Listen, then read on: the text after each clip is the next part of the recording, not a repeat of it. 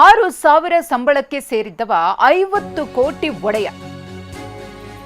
ಈ ಭ್ರಷ್ಟ ಇಂಜಿನಿಯರ್ನ ಕಥೆ ಕೇಳಿದ್ರೆ ನಿಜಕ್ಕೂ ಕೂಡ ಶಾಕ್ ಆಗ್ತೀರಿ.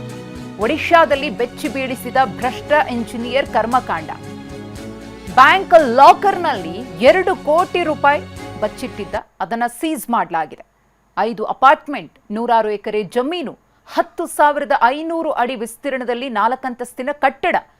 ಬುಡಕಟ್ಟು ಅಭಿವೃದ್ಧಿ ಇಲಾಖೆ ಇಂಜಿನಿಯರ್ ಬೈಕುಂಠನಾಥ್ ಈ ಭ್ರಷ್ಟ ಇಂಜಿನಿಯರ್. ಒಡಿಶಾ ಜಾಗೃತ ದಳ ಅಧಿಕಾರಿಗಳು ಏಕಕಾಲಕ್ಕೆ ದಾಳಿಯನ್ನ ಮಾಡಿದ್ದಾರೆ.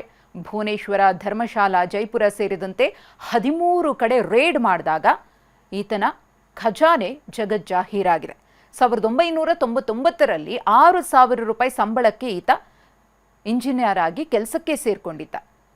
ಅದಾದ ನಂತರದಲ್ಲಿ ಈತನ ಒಂದು ಗಳಿಕೆ ಯಾವ ಪ್ರಮಾಣದಲ್ಲಿ ಏರಿಕೆ ಕಂಡಿದೆ ಅಂದರೆ, ಯಾವುದೂ ಕೂಡ ನಿಯತ್ತಿನ ಹಾದಿಯಲ್ಲಿ ದುಡಿದಿದ್ದಲ್ಲ.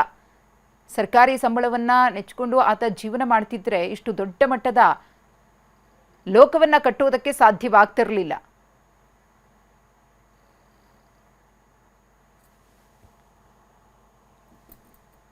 ಭ್ರಷ್ಟ ಇಂಜಿನಿಯರ್ ಮನೆಯನ್ನ ಕೂಡ ಗಮನಿಸ್ತಾ ಇದ್ದೀರಿ. ಈಗ ಆತ ಇರುವಂತಹ ಮನೆಯ ಫೋಟೋ ಒಂದು ಕಡೆ ಆದರೆ, ಮತ್ತೊಂದು ಕಡೆ ಮೊದಲಿದ್ದಂತಹ ಮನೆಯ ಫೋಟೋವನ್ನ ಕೂಡ ನೋಡ್ತಾ ಇದ್ರಿ. ಎಷ್ಟು ವ್ಯತ್ಯಾಸ ಇದೆ ಅನ್ನೋದನ್ನ ಗಮನಿಸ್ತಾ ಇದ್ದೀರಿ.